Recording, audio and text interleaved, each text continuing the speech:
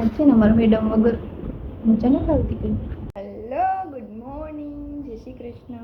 મારા વ્લોગમાં તમારું સ્વાગત છે.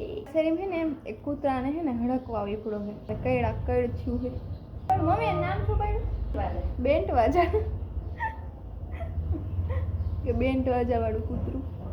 અમારા શરીર કોણ કોણ રે મને ખબર નથી. બોલો, અડધી શરીર ની મને નહીં ખબર હોય કે કોણ રે. તો એ મને એમ કે હે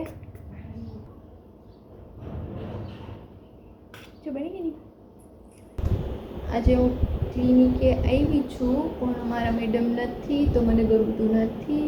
અમારા કોમલબેન આજે અંદર માસ્ક લગાવી છે તો આપણે જોઈએ.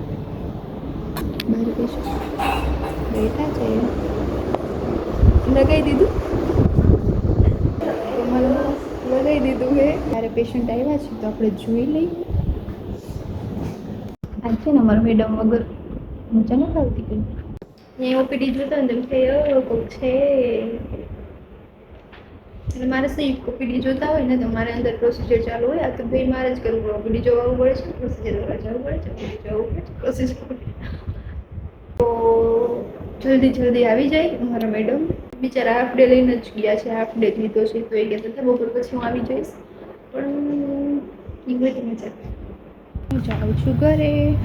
અને તડકો જો સુરત દાદાને એમ નથી થતું કે થોડીક દયા કરી આપણે 20 મિનિટ શાંતિથી શાંત થઈ જાય અને તડકા માણસને પાડી દેવા. ભગવાન દયા કરો, મન નથી થતું ઘરે જવાનું.